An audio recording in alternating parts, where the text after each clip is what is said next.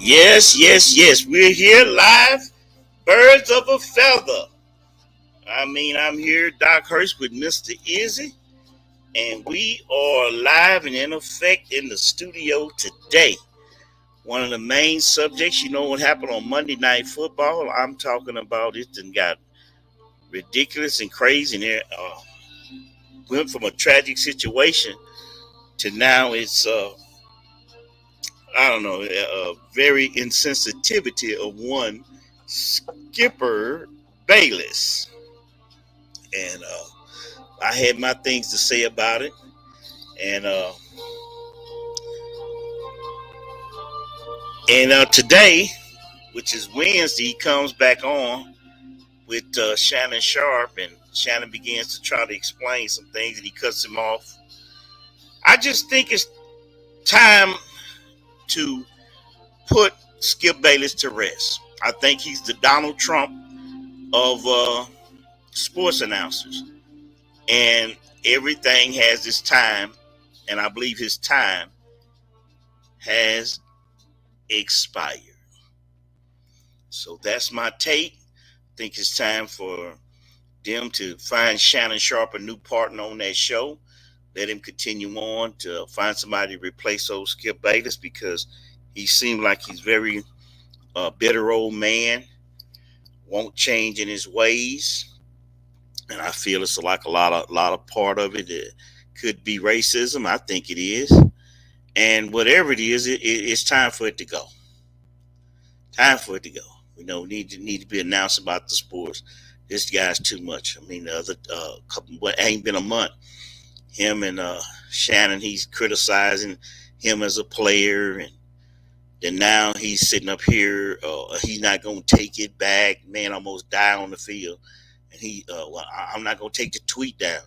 Well, it's time to take him down. It's time to boycott him, get rid of him. It's enough. People say it's enough. And so, like I say, you're the Donald Trump sports announcer. That's my take of it, Mr. Is there anything you like to say? Pretty much all I like to say is some of the same similar sentiments. For what reasons that Shannon is sitting there taking that type um of verbal abuse, I don't understand it.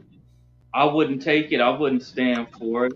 And it's pretty much downright embarrassing that Skip Bayless is using Shannon as his punching bag about his career and his personal opinion about a sport that he's never played, regardless if he's commentated.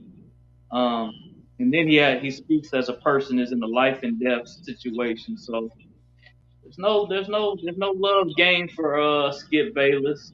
So he's just showing you what a person he is, and I guess just time to move forward, move on, and move on without him. Move forward. So I feel like if you want to stand behind him and make excuses for him, you're just a bigger part of the problem. Um, I don't even see how the reporters they've asked him to apologize, and he's still we're not going to talk about it, and we're not going to do this, and we're not going to do that. It just shows his character, shows his insensitivity. Um, the young man he's not even out of the ICU, and he's still standing firm on what was important to him was a Week 18 schedule. So it just shows you who he is, like they say. When a person shows you who they are, believe them. There's no sense in trying to change them. There's no sense in trying to work with them. So they won't have to worry about my support. So they can count me out. And that's Well, I just my think what happened when something like this happened with Skip Bayless. It's just time to find out what companies that support them, what advertisers they use, and just start boycotting them and say, hey, it's time to move on. We need a fresh guy, fresh look. We're talking about sports. People are getting hurt. People are not getting hurt. But what I saw was people had compassion, and it was enough compassion to realize that this was a life and actual death situation. And literally, my thoughts were that the guy had died. I didn't see the chest compressions. I just thought about the look of their faces. When matter of fact, we were talking about that night. I just felt, and then we didn't want to say it. I didn't want to say it. I said I felt the guy had died, and come to find out, basically his heart had stopped beating. He had, so those guys know that they've been got hurt before. They had broken bones, different things that they've seen. They knew the gravity of it. But for him, nobody made him go and put that tweet out. He didn't have to do that. It wasn't even, it's not my job. I'm not a reporter, right? I come on and I just talk about on the internet whatever I feel like it, and that's what I do. His job as a reporter, he has a certain time slot that he comes on to report the news. He doesn't have to tweet anything. He doesn't have to go to social media to do anything. He has a platform on ESPN that comes on a weekly basis, 5 days a week, I think, and wherever else they reproducing and broadcasting. He could have came on the next day of the show and said anything he wanted to, uninterrupted. As like they show says, and undisputed. Why couldn't he, however he felt, right? He writes stuff down. He's a writer. He's an announcer. So if you do your job, that's your job to do that. You had plenty opportunity and clarify whatever you wanted. So when you look across, he's the only one almost blogging. Or what did Shannon blog? What did he write up? What did Skip Bayless blog? What did these other bloggers blog? If they did anything, they responded to what he wrote. People sat back. The announcers that were on TV, they were doing their job. So what was wrong with this old man sitting back and come Monday morning or Tuesday morning, he could have did his job. He could have made his point. If he wanted to talk about, well, I felt the game should have went on. Obviously, he was trying to influence the decision. If he wasn't trying to influence the decision, why did he make the tweet right then? Because he was making the tweet while the decision hadn't been made. So he takes it upon himself to stick his foot in something, try to go beyond what the commissioner said, what the owner said, what the player union said, and he indulges because you got all of these fans, and all of a sudden the fans turn on him because they felt he was wrong and insensitive, which he was. Then he comes back the next morning trying to cry after obviously one of the owners or a couple of them got on him and told him to come on the show, and Shannon wouldn't show up. I mean, come on. After a while, you can just be disgusting. What was his point? What was his point of sending that unless he was trying to influence the decision of the people that the game was going to go on? Oh, we've seen worse than this. Let's go on. Oh, we gotta play the game, man. You watch what you do. You do your recordings in the morning. He doesn't get paid from Twitter to tweet on Twitter. He doesn't get paid on these other things to broadcast that. He gets paid for his opinion. So give your opinion when it's time. So when it's not a time, then don't. Do you see it any different? I definitely see it the same. Yeah. So I just had enough of him. And I heard some guys say, yeah, he's old school. Well, okay, I'm old school too. But when old school gets too old, it's old. If old school is too old, it's old. Get out the way and let other people come in and do what they need to do. I saw America and the NFL have compassion. That's what it was. Compassion for a young man who was hurting. And I saw an old school, to me, be honest, what it looked like to me was an old school racist who feels like black people are property, that they own you, and that's still in the mindset if they're going to do what you say and how you say it. And I'm not going to say if I could be wrong. I'm just telling you how I see it. So what am I seeing? Some people say, well, if it was Tom Brady, it wouldn't have been that way. Well, what's the difference between him and Tom Brady? Oh, Tom Brady was the greatest passer. Yeah, but it could be also their color, right? People have empathy more for people who look like them. I don't care what race you are. Nobody can tell me that I'm lying because I know I'm not. I deal with too many people, too many different races. You have more empathy for those who identify either with your experience or those who look like you. Simple as that. It could be bigoted. It could be racist. Bigotry is you could have an opinion just based on race, and you don't have to be racist. You're just bigoted about something. Racism is a different thing. He doesn't look at Shannon Sharpe and Skip Bayless as not Skip Bayless, it was Stephen A. Smith. They weren't equals to him. He got paid more than them. Think he's a racist. Maybe he's the Donald Trump of announcers. And I'm not going to say maybe I'm wrong. Prove me wrong. Talk to me, Mr. Izzy.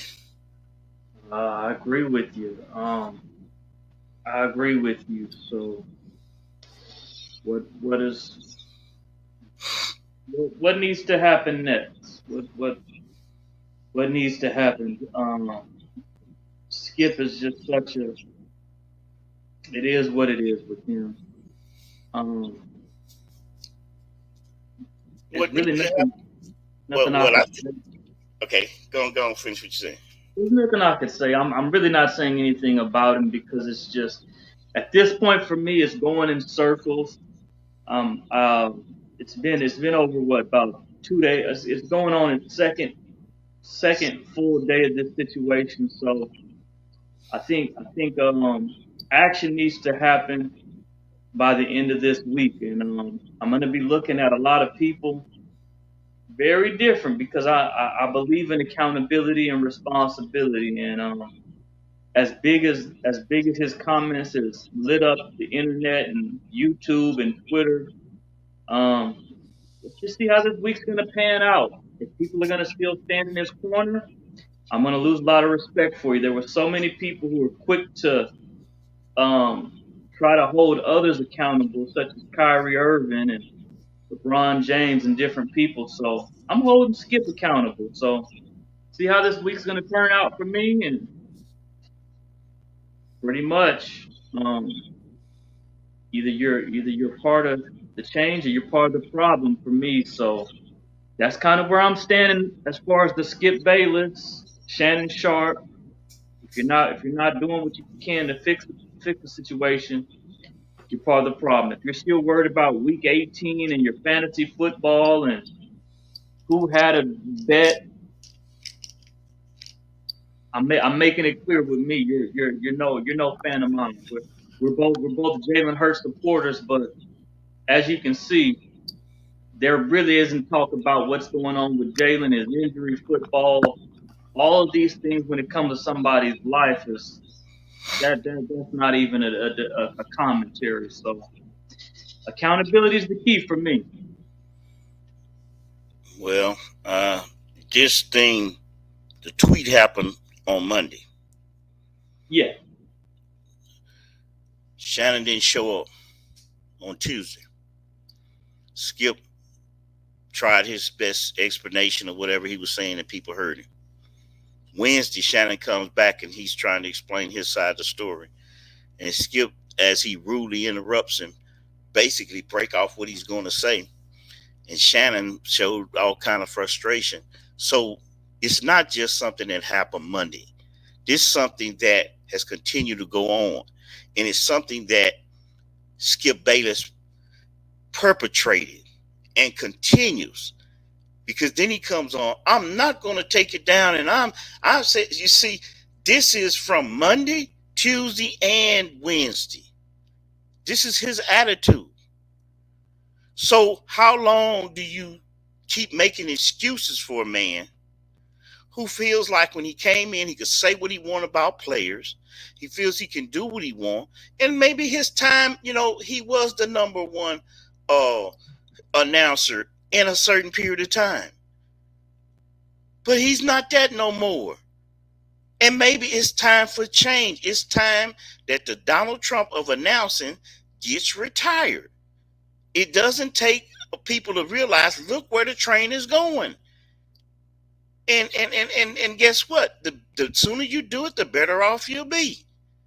But if you want to keep this guy on and keep letting him think, yeah, he's going to get views, he's going to get this here. But the only thing people going to understand is you start boycotting these products and these companies. And when you start doing that, you start taking the finance and start clicking the TV off and letting people know they're already losing people watching them anyway. The people already know it. Stephen A. Smith, okay, you broke up from Stephen A. Smith. What did he do? Did he go down? Next thing you know, his show is doing way better than yours. If Shannon gets another co-host, the numbers are gonna go up. Club Shay Shay has more athletes on it than almost any of them. Top name guys. Number one coach in college, Deion Sanders, right now. Hottest thing going. Well, whose show is he on? Shannon Sharp. Right? So Shannon Sharp got to pull with the people that the old guy don't have. And he's sitting over there bitter and mad and all this other stuff. It's time to just cut bait, man. I ain't gonna miss him. Agreed. Yeah, I ain't gonna miss him. Time for the thing. People got compassion. They saw the guy get hurt. They have compassion for the man that's got hurt. This guy don't feel no compassion. So guess what? It's time to move on. It's a new day. Many times people don't realize a lot of people looked at it different because people went into this with a new year, a new start, a new beginning. And when you see a man hurt like that, people have a new conscience of mind where you left all the old things in the past. You want a new day. So when people want to bring up that horrible past and you steady want to be like Donald Trump and you steady want to be like Skip Bayless, you got to leave them in the past. You're not bringing you over into 2023. This is a new day. If they don't know when to step aside, you got to show them the door. Exactly. Hit the like button, hit the subscribe so we can get out there birds of a feather. We want to get back talking to Jalen. I see we have some folks watching. So please hit the like, please hit the subscribe, and also share it so folks would know that I got a problem with Skip Bayless, the Donald Trump of announcing. Anything you like to say, Mr. Izzy? Thank you, everyone. Happy New Year. Happy holidays, like. Yeah, like, subscribe, send me a comment, tell me what you like, tell me what you don't like, and I'll tell you what's really going on. And I'm going to see you later.